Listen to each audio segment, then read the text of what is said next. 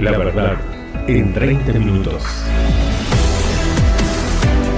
El Ministerio Exponiendo la Palabra tiene el gusto de presentarles La verdad en 30 minutos. En este tiempo de tinieblas e ignorancias bíblicas, buscamos ser un faro en tu ayuda al cielo. Atento, porque Dios te habla a través de su palabra. La verdad en 30 minutos. Gloria al nombre del Señor. Bien, hoy en La Verdad en 30 minutos vamos a tratar un tema, ¿no? Que es una de las preguntas frecuentes en el mail y en las charlas con personas en todo tiempo, en todo lugar. Y me preguntaron cómo surgió el diezmo iglesiano. El verdadero diezmo fue una nación llamada Israel, en una época llamada la ley, ¿no? Para una tribu llamada Leví, a la cual renunciaron a toda propiedad y que eran por excelencia la tribu elegida para el sacerdocio. Ellos solo podían ofrecer sacrificios delante de la presencia de Dios y eran los responsables, por así decirlo, de la vida espiritual de todas las demás tribus de la nación de Israel.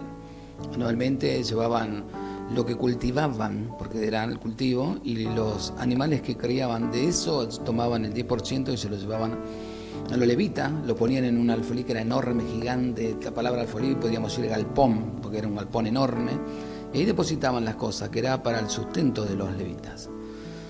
Pero había un requisito espectacular que los levitas sobrellevaban en sus lomos, que era vivir una vida de santidad total. Los levitas se dedicaban al templo 24/24, entraban en 24 horas una tanda de levitas y salían los otros, después entraban la otra y salían los otros, y ninguno de ellos que ingresara al templo podía llegar a tener una vida de mentira, de engaño, de falsedad, de ambiciones materiales, temporales, transitorias, ¿no? De anhelos y deseos corruptos, porque automáticamente caían ahí, muertos delante de la presencia de Dios. Pasaba lo mismo con los sacerdotes que eran elegidos para entrar al lugar santísimo. Por la duda, ¿no? Por si había cometido algún tipo de, de pecadillo, lo ataban con una soga a la cintura y el sacerdote ingresaba al lugar santísimo a ofrecer plegarias y la sangre por el pueblo. Si no salía después de cierto tiempo, entonces empezaban a estirar la soga y lo sacaban muerto. Nada delante de la presencia de Dios no se admite ningún pecado. El hombre corrupto nunca va a estar delante de la presencia de Dios, el mentiroso, el engañador, el ladrón, el borracho. Jamás. Dios no cambia, la naturaleza de Dios no va a cambiar ni va a cambiar nunca. Dios es 3 veces santo. Cuando le pregunté a un amigo judío, decime 3 veces santo, ¿qué significa? Y me dice, es la dimensión de una santidad que no se puede describir por la grandeza que tiene. Por eso dicen 3 veces santo. Es una dimensión imposible de medir, José. Es enorme, es decir 3 veces santo. Y si nosotros como seres humanos a veces no tenemos ni idea de la enorme santidad que tiene Dios. Pero una cosa es cierta, nada inmundo va a estar en su presencia. Y bueno, y acá mire, el surgimiento, ¿no? El famoso diezmo, ¿no?, de los judíos no tiene nada que ver con el diezmo, bíblico, en el cual consiste el producto del campo. Debemos ya estar suficientemente claro que nuestro Señor Jesucristo y sus apóstoles jamás le cobraron diezmo de dinero a ningún creyente. ¿Escuchó? Jesús jamás cobró diezmo, sus discípulos tampoco. Tampoco nuestro Señor Jesucristo no pudo haber diezmado, entregándole el 10% a los levitas del templo porque no era agricultor o ganadero, lo cual según la ley eran los únicos que estaban obligados a diezmar. Según se lee en Levítico, anote Levítico, ¿no? Levítico 27, 30 al 32. Bíblicamente Jesús era carpintero. Tampoco nuestro Señor Jesucristo podía recibir diezmo de sus seguidores porque él no era levita. ¿Sabe? Cuando la nación de Israel dice que solo los levitas, que eran circuncidados el 8º día, que pertenecían a la nación de Israel, que vivían en el templo de Jerusalén, significa que tienen que ser levitas. Nunca usted va a ver en la Biblia que otro que no era levita estaba esperándolos en el templo para recibir el diezmo. No, porque caía muerto automáticamente. Dios no iba a permitir que no sea. Es más, si yo en aquel entonces quería ir a darle supuestamente mi diezmo, Dios no lo aceptaba porque Dios no transaba con las otras naciones. El pacto era con Israel. Nosotros no éramos nada delante de la presencia de Dios en aquel entonces.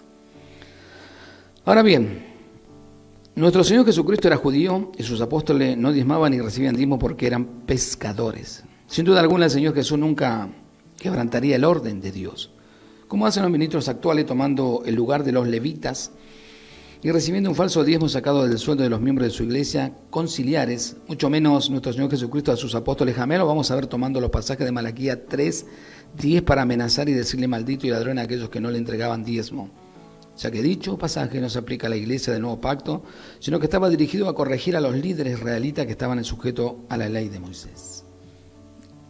Mire, pueden leer Malaquías, tiene 4 capítulos. 4 capítulos no es nada, léalo y va a ver que ya desde el principio Dios comienza demandándole a los sacerdotes los desastres que estaban ocurriendo en la nación de Israel. Y después le demanda al pueblo, y demanda al profeta, y demanda al escriba, y demandan a todo la condición en que estaban viviendo. No solo se habían olvidado de Dios, sino que estaban haciendo lo que ellos querían. En el tiempo en que se escribió el Nuevo Testamento, los levitas y sacerdotes oficiaban en el templo de Jerusalén, y el diezmo seguía siendo lo de siempre ha sido, producto del cambio de animales. Nunca fue dinero. Según se lee Levítico 27, 30 al 32, por lo tanto son los terratenientes y los criadores de ganado, eran los únicos que podían llevar diezmo al templo, según estaba estipulado en la ley. Ya en este punto debemos hacernos la siguiente pregunta: ¿cómo llegó el diezmo inglesiero del sueldo de los creyentes a convertirse en una de las doctrinas fundamentales del sistema evangélico? ¿Por qué los modernos apóstoles, falsos, pastores, ungidos, reverendo y profeta del medio evangélico, pentecostal, ecuménico y carismático, siempre aseguran que supuestamente la Biblia enseña que el diezmo de dinero se usa para mantener el templo, los gastos y los pastores y poder evangelizar? Esa es la mentira de toda la vida. Para responder a esa pregunta vamos a analizar algunos datos bíblicos e históricos. Los primeros cristianos nunca se afanaron por establecer las reuniones cristianas en templos suntuosos, al estilo pagano como lo vemos hoy en el medio católico o en las megas iglesias evangélicas. Los templos católicos al estilo pagano y las suntuosas megas iglesias evangélicas son el producto de la ligadura entre la iglesia y el Estado, o sea, los gobiernos mundanos, que se inició cuando el emperador Constantino se unió el Estado pagano con la iglesia apóstata romana, que significa catolicismo, siglo IV, dando como resultado una iglesia ramera, es decir, ya la iglesia no era la novia de Cristo, sino que ahora era la consorte de los gobiernos del mundo, que lo sigue siendo. En realidad los primeros cristianos hacían sus reuniones, congregaciones o iglesias en los propios hogares de los mismos hermanos en la fe. ¿Está escuchando, no? Veamos algunos ejemplos. Filemón, discípulo de la ciudad de Colosa, recibió una carta del apóstol Pablo, envía saludos a la iglesia que está en su casa. Filemón, capítulo 1, verso 2. Esto significa que en la casa de Filemón se reunía toda una iglesia.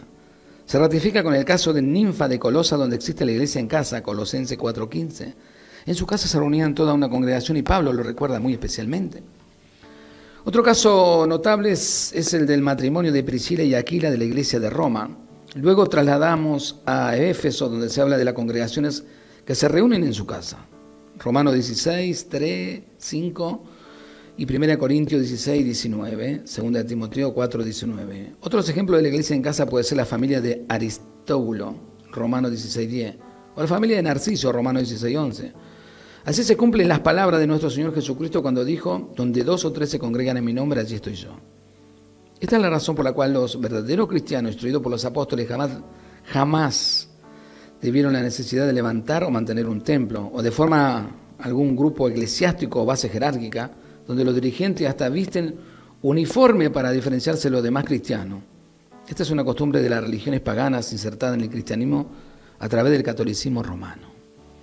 ¿Hasta dónde han llegado, no? Aunque debo aclarar, no está mal que algún grupo de cristianos pueda obtener un local modesto donde reunirse, pero debe quedar totalmente claro que para los primeros cristianos jamás fue una carga tener que mantener los gastos de un templo, como sucede con los templos católicos romanos y con las megas iglesias de los modernos evangélicos. Que nadie se engañe diciendo que el diezmo de dinero que se recauda en el sistema iglesiero evangélico se usa para mantener algún templo, ya que eso no le enseña el Nuevo Testamento por ninguna parte. En el Antiguo Testamento Dios permitía que levantaran tabernáculos y templos para mostrar su gloria, pero después del sacrificio en la cruz ya no era necesario llevar ningún ritual religioso dentro de algún templo, ya que todos los creyentes en el nuevo pacto de la gracia se habían convertido, ellos mismos como personas, en templo viviente donde habita el Espíritu de Dios. Es por eso que en el año 70 de nuestra era, Dios permite que los romanos destruyan el templo de Jerusalén sin dejar piedra sobre piedra, dando Dios a demostrar que es el antiguo pacto de la ley, con todo su ritual y litúrgica, dentro de un templo había sido abolido en la cruz. Por lo tanto, cada creyente en sí mismo es un templo, tal como lo dice el apóstol Pablo en este impresionante pasaje. 1 Corintios 3:16 dice: ¿no sabéis que soy templo de Dios y que el Espíritu de Dios mora en vosotros? Pregunta Pablo a los creyentes: ¿cómo que no van a saber eso? También cada creyente es parte o ladrillo que conforma la iglesia o edificio espiritual, tal como lo dice el apóstol Pedro. También ustedes, como piedra viva, se han edificado como casa espiritual para un sacerdocio santo, para ofrecer sacrificios espirituales aceptables a Dios por medio del Señor Jesucristo. 1 Pedro, capítulo 2, verso 5. Por lo tanto, ha quedado más demostrado que esa mentira de que se amparan los modernos dirigentes iglesieros cuando afirman que el diezmo de dinero supuestamente la Biblia enseña que se usa para mantener el templo ha quedado desenmascarado. Es un vil manipulación para traer dinero a los feligreses o atarlo a supersticiones y falsas leyes. Y sobre todo para mantener un sistema falso dentro de un templo.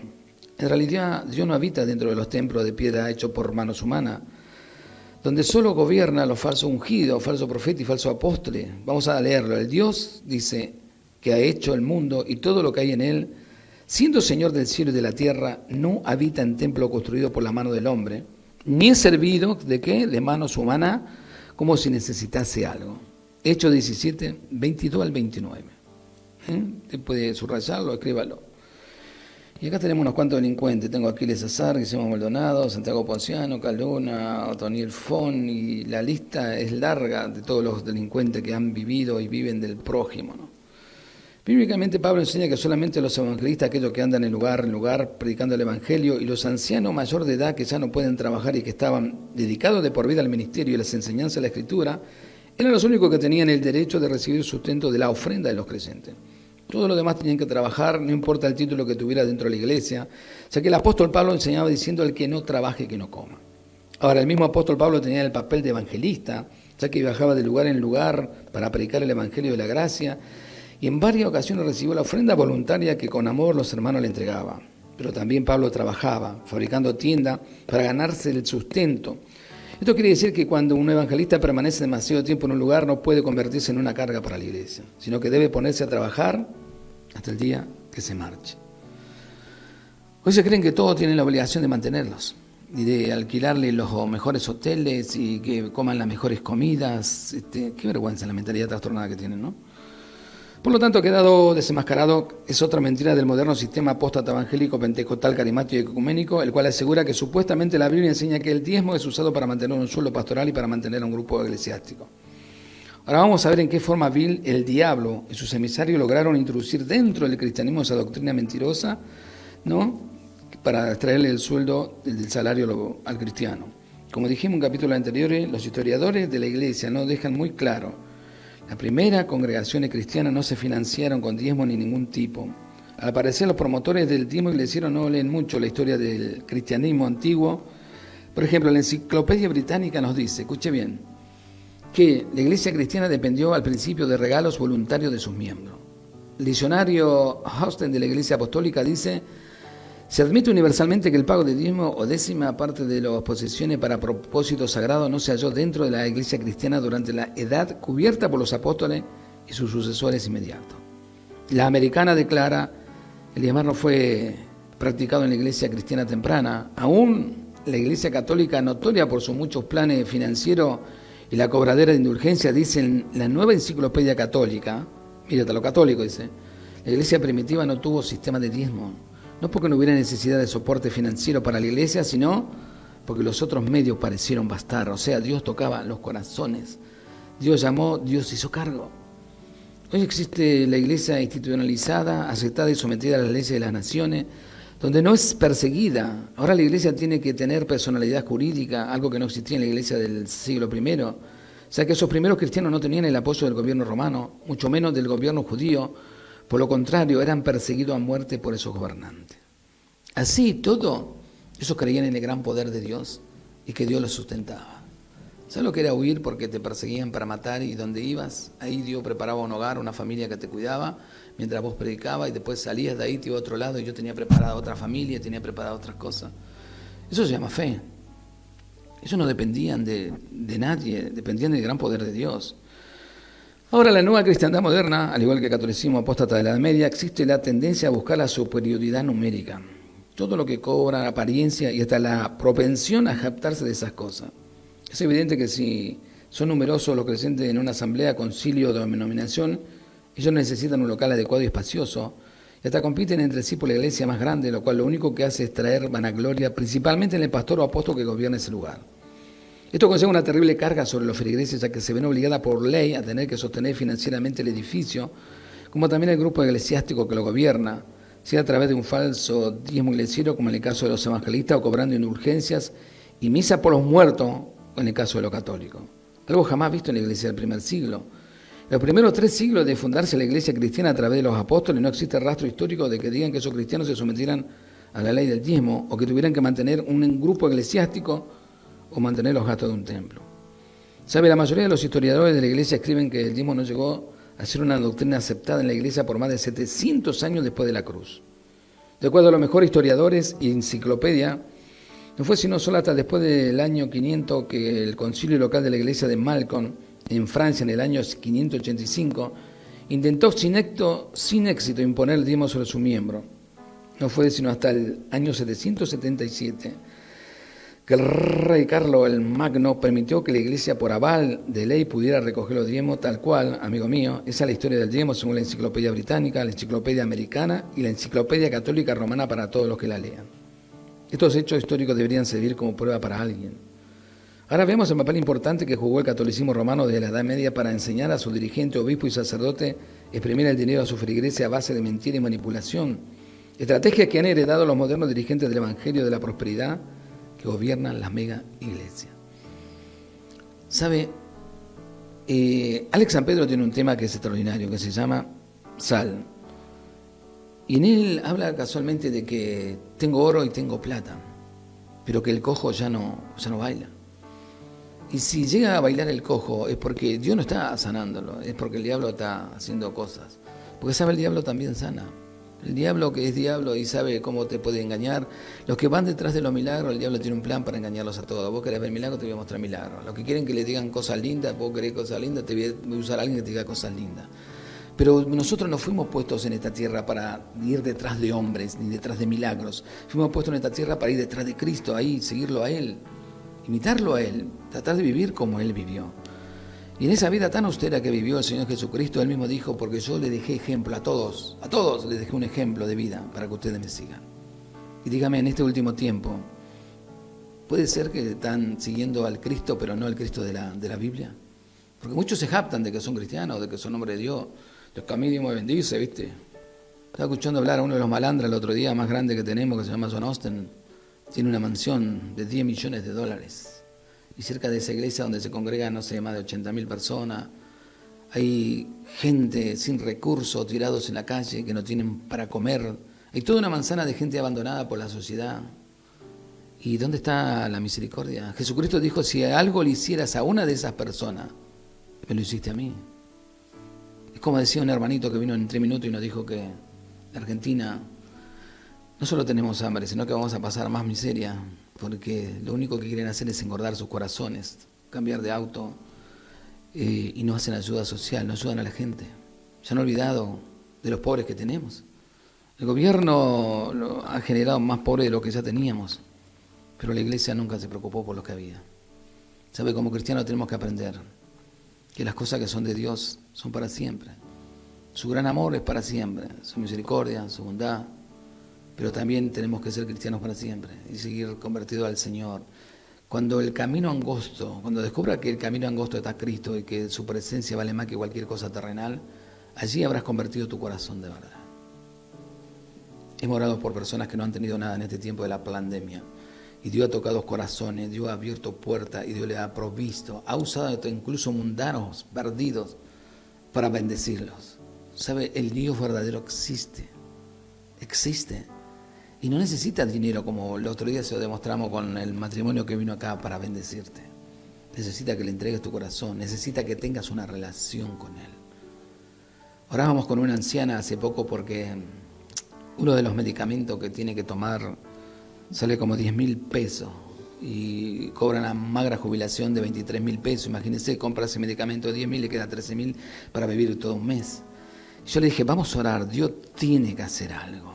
No puede, Dios no te va a desamparar. Y oramos por eso.